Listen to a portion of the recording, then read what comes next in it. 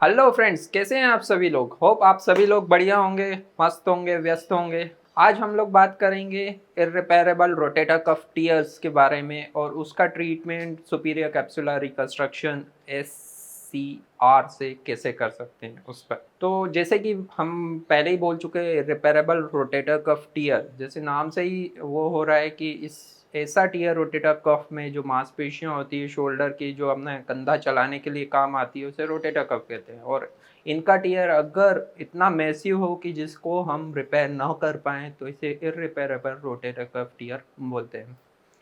तो इर्रिपेरेबल rotator cuff tier जब mainly तब होता है जब आपको बहुत ज़्यादा ज़ोर से चोट लगी हो, आउट स्ट्रेच हैंड पर आप गिर गए हों, कोई थ्रोइंग मोमेंट हो, कोई बहुत ज़्यादा ज़ोर से जर्क लग गया हो, या रिपीटेड इंजरीज हो रही हो, क्रॉनिक इंजरीज हो करके वहाँ पर टेंडॉन्स में जो भी है वहाँ पर हीलिंग पावर ढंग से नहीं है, उनकी क्षमताएं एट्रोफिक होती जा रही हैं, उनकी क्षमताएं कम होती जा रही है, तो इर्रिपेरेबल रोटेटर कफ टीयर हो सकता है।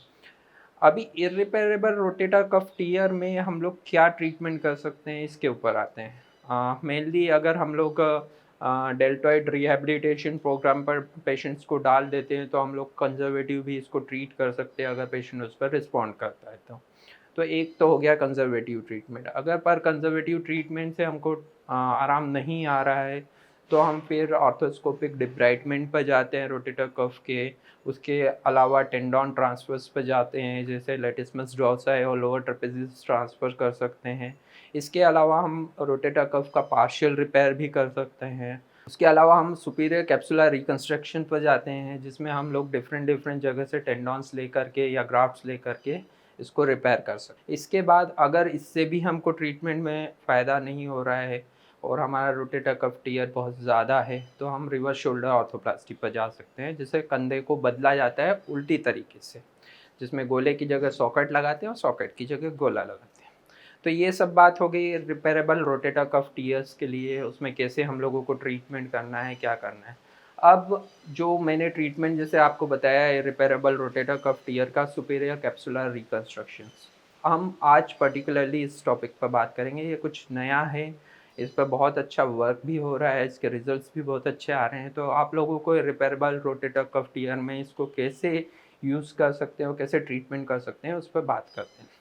तो अब हम बात करते हैं इंडिकेशंस की, हमें ये किन पेशेंट्स में यूज़ करना चाहिए। बेसिकली जो यंग पेशेंट हो, जो लो डिमांडिंग हो, उनमें ये मेनली यूज़ होता है और इसके कुछ प्री रिक्विजिट्स भी है, जैसे कि रोटेटर कफ मैसिवली टीयर्ड हो और रिपेरेबल हो। दूसरा सुप्रा स्पाइनेटस तो टीयर हो बट इंफ्रा स्पाइनेटस जो पीछे की साइड है और सब स्कैपुलरिस जो आगे की साइड हो वो इंटैक्ट हो। तीसरा, कोई भी आर्थराइटिक चेंजेस शोल्डर में नहीं हुआ हो क्योंकि उसका पेन ना हो। और चौथा, डेल्टॉइड का रिहेबिलिटेशन प्रोग्राम जो है, जो हम लोग डेल्टॉइड्स का करते हैं, वो फेल हो चुका हो। ऐसे पेशेंट्स में हमको सुपीरियर कैप्सुलर रिकंस्ट्रक्शंस के लिए जाना चाहिए। जैसे मैंने पहले ही बताया, सुपीरियर कैप्सूल जो हम बनाते हैं वो ग्लिनोइड और ह्यूमरस हेड के बीच में बनाते हैं एंकर प्लेसमेंट्स के साथ में। तो इसमें अब हम लोग क्या ग्राफ्ट यूज़ कर सकते हैं उसके ऊपर आते हैं। मेनली इसमें 3 टाइप के हम लोग ग्राफ्ट यूज़ करते हैं। पहला जो है SL human dermal allograft use करते हैं। दूसरा tensor fascia lata graft use कर सकते हैं। और तीसरा लॉन्ग हेड ऑफ बाइसेप्स का टिनोडेसिस वाला टेंडोन्स जो है वो यूज़ कर सकते हैं। अब हम बेसिकली सुपीरियर कैप्सुलर रिकंस्ट्रक्शन क्यों करते हैं उसके ऊपर बात करते हैं।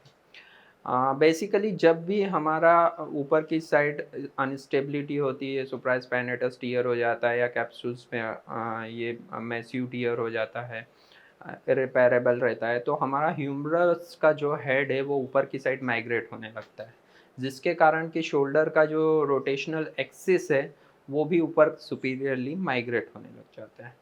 तो हम लोगों को इसके कारण ह्यूमरस जाकर ग्लिनोइड पर हिट होता है और एक्रोमियन पर भी उसका टिप हिट होता है और हम लोगों को पेन होने लग जाता है जो बहुत सीवियर होता है, और मोमेंट्स भी इसके कारण सब तरीके से रिस्ट्रिक्ट होने लग जाते हैं शोल्डर जॉइंट्स के। तो इसी को बचने के लिए हम लोग सुपीरियर कैप्सुलर रिकंस्ट्रक्शंस करते हैं। तो बेसिकली सुपीरियर कैप्सुलर रिकंस्ट्रक्शंस जो है वो 2-3 प्रिंसिपल्स के ऊपर काम करता है, बायोमैकेनिज्म जो इसकी बोल सकते हैं। पहला बायोमैकेनिज्म ये ह्यूमरस के हेड को नीचे की साइड वापस से शिफ्ट कराता है, जिससे कि शोल्डर का रोटेटरी जो सेंट्रल एक्सिस है वो भी नीचे माइग्रेट होता है और हमको अबडक्शन बहुत अच्छा मिलता है। ये बेसिकली रिवर्स टेम्पोरिन इफेक्ट के ऊपर काम करता है, जिसमें कि हम जब फोर्स नीचे की साइड लगाते हैं तो हम उतने ही ऊपर जा सकते हैं। ऐसा ही इसमें होता है, जिसके कारण हमको अबडक्शन बहुत ईजी मिल जाता है। दूसरा मैकेनिज्म है, जब हम थिक ग्राफ्ट यूज़ करते हैं सुपीरियर कैप्सुलर रिकंस्ट्रक्शंस के लिए, तो वो जो प्रेशर होता है एक्रोमियन पर हिट होने का और जो पेन होता है वो कम कर देता है। तीसरा जो प्रिंसिपल आता है या बायोमैकेनिज्म आता है, उसमें होता है कैप्सुलर कंटिन्यूटी हम लोग बना कर रखते हैं। जैसे सुपीरियर कैप्सूल रिकंस्ट्रक्ट करते हैं, उसे हम लोग आगे और पीछे दोनों साइड जो सब स्कैपुलरीज है और इंफ्रास्पाइनेटस है उसके साथ स्टिच कर देते हैं, जिससे कि कैप्सूल की स्टेबिलिटी ज़्यादा अचीव होती है और वो ग्राफ्ट है जो लंबा चल पाता है, उसमें टियर इतना ज़्यादा जल्दी नहीं हो पाता है। तो बेसिकली सुपीरियर कैप्सुलर रिकंस्ट्रक्शन के मैकेनिज्म ये रहता है। अब हम बात करते हैं सुपीरियर कैप्सुलर रिकंस्ट्रक्शन की टेक्निक के बारे में। बेसिकली जैसे मैंने पहले बताया है कि जो भी हमारा सॉकेट वाला पॉइंट है और जो ह्यूमरस का हेड है, जो बॉल वाला पॉइंट है, उन दोनों के बीच में ग्राफ्ट को प्लेस करते हैं।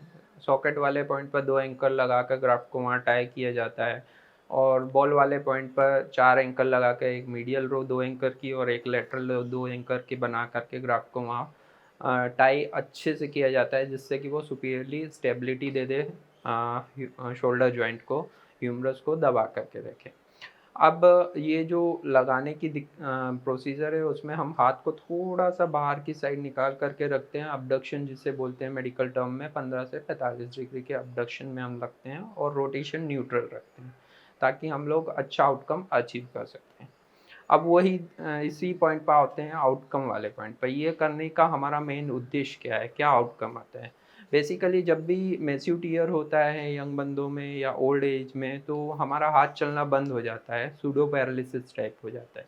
तो जब भी हम सुपीरियर कैप्सुलर रिकंस्ट्रक्शन करते हैं तो हमको अबडक्शन मोमेंट्स बहुत अच्छे आने लग जाते हैं, हाथ हमारा अच्छे से उठने लग जाता है। तो रिवर्सल हो सकता है सूडो पैरालिसिस का, इसमें बहुत अच्छा आउटकम निकलता है। उसके अलावा हमारी मसल स्ट्रेंथ अच्छी हो जाती है। आर्थराइटिस का जो प्रोग्रेशन होता है, बार बार हिट जो ह्यूमरस हेड ग्लिनोइड पर होता है, मतलब बॉल सॉकेट पर होता है, उसके कारण जो आर्थराइटिस होता है उसे हम रोक सकते हैं। नाइट पेन्स इससे हमारे कम हो जाते हैं। तो बेसिकली हम शोल्डर जॉइंट को प्रिजर्व कर सकते हैं, हमारा पेन कम कर सकते हैं और साथ ही साथ हम लोग मोमेंट भी ला सकते हैं।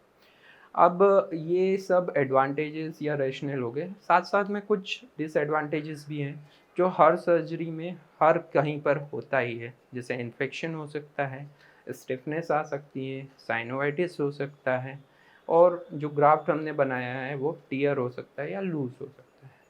तो जो भी हमको आउटकम मिल रहा है, जिसका हाथ नहीं चल पा रहा है और इस प्रोसीजर से हम लोग अगर हाथ चला पा रहे हैं उसका, वो भी शोल्डर जॉइंट प्रिजर्व करके उसका पेन कम कर पा रहे हैं, तो ये बहुत ही अच्छी टेक्निक हो जाती है उन पेशेंट्स के लिए, स्पेशली यंग बंदों के लिए, जिसमें कि हम लोग रिवर्स शोल्डर ऑर्थोप्लास्टी को डिले कर सकते हैं और रोक सकते हैं। तो इस प्रोसीजर की तरह सहायता से हम लोग इर्रिपेरेबल रोटेटर कफ टियर में भी अच्छा आउटकम ला सकते हैं। तो ये हमारे लिए, उन पेशेंट्स के लिए वरदान है ये प्रोसीजर। तो अगर आपको इस तरीके की कोई दिक्कत हो रही है तो आप बिल्कुल इस टेक्निक के लिए अपने डॉक्टर से बात करें। अगर आप उसमें सक्षम हैं कि आप इस क्राइटेरिया में आ रहे हो और ये टेक्निक आपके लिए यूज़ कर सकें, आपको मोमेंट गेन हो सके, तो वो बहुत ही अच्छा होगा। अगर इससे रिलेटेड आप कुछ भी बात हमसे और करना चाहते हैं या डाउट्स पूछना चाहते हैं तो प्लीज़ हमसे कांटेक्ट करें। हमारी कांटेक्ट डिटेल्स आपको वीडियो में मिल जाएगी। नमस्कार।